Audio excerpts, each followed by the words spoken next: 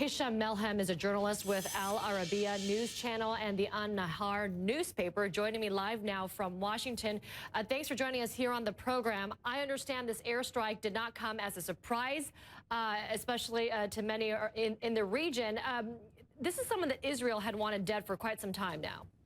Absolutely. The killing of Samir Quntar was a targeted killing, and it was not a surprise to many of us who have been watching for many years. Samir Quntar may occupy a special place in Hezbollah's pantheon of heroes and quote-unquote martyrs. But he was the most notorious prisoner in Israel. He spent nearly 3 decades in Israel because of the way he murdered a civilian father and the way he smashed the head of his daughter. For Hezbollah, he's a hero. For many Lebanese, including myself, he's a baby killer. And yet he became a cause célèbre.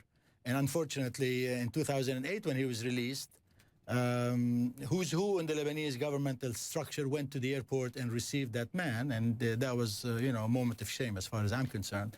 That's why his killing is not a surprise. I don't expect necessarily that Hezbollah will take revenge and engage in a battle with the Israelis.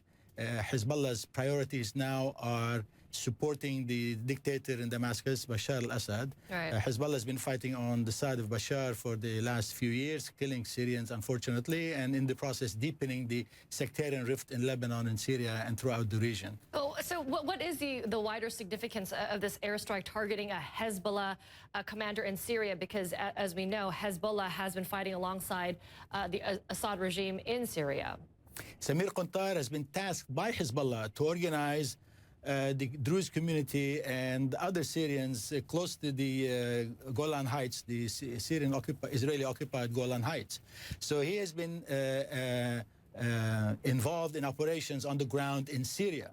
So he was not, he did not seek refuge in Syria. He was not a quiet man. He was an active in operations on behalf of Hezbollah to support the Assad regime, but also probably to organize the Druze community, although he had converted to Shiaism after he was released. And so Hezbollah, Quntar was not on the sidelines. He was involved in military operations on Syrian soil. But why now? Because Quntar was released in that prisoner swap back in 2008. Can you talk about the timing of this and also what you know about the airstrike and where Quntar was when he was targeted? That tells you something about the intelligence capabilities that went into this operation. They must have known that he was there. They must have listened to his communications, monitored his movements.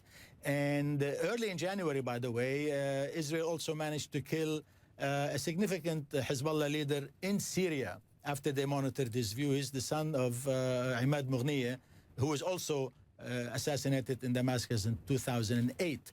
So the Israelis have been watching him for a while, and maybe it could be a question of logistics, the right moment, the right intelligence. We're sure that the Israelis were sure that he was in that building, and probably they fired the missiles from airplanes, from Israeli jets when they were flying over Israel.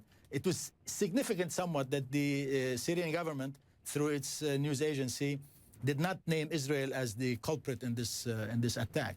And I just want to follow up on one last thing that you mentioned, that it seems that you are not expecting, I guess, stronger retaliation. You expect the tensions to dissipate, even though right now we're hearing about artillery being fired into Lebanon from the Israeli military, and then that's after several rockets hit parts of Israel from southern Lebanon. I'm not sure if Hezbollah fired those rockets. There may be another groups, maybe Palestinian groups and others. This is a symbolic at best.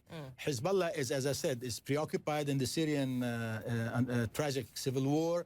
Hezbollah has been armed heavily by Iran. Hezbollah has an enormous missile arsenal, but this is an integral part of Iran's strategic deterrence in the region. Iran would like to use Hezbollah in case Israel attacked Iran's nuclear facilities. This would be part of Iran's retaliation. And I don't think Iran at this stage would like to see Hezbollah engaging Israel, because Iran also is preoccupied in the Syrian war. So there's a priority is to prop up the Syrian regime in Damascus. Got it. not to fight Israel at this time. This is not the right time for Hezbollah. And by the way, Hezbollah in 2008, 2006, during the last tragic engagement in which Lebanon as a whole suffered tremendous casualties because the Israelis were very harsh in the attack.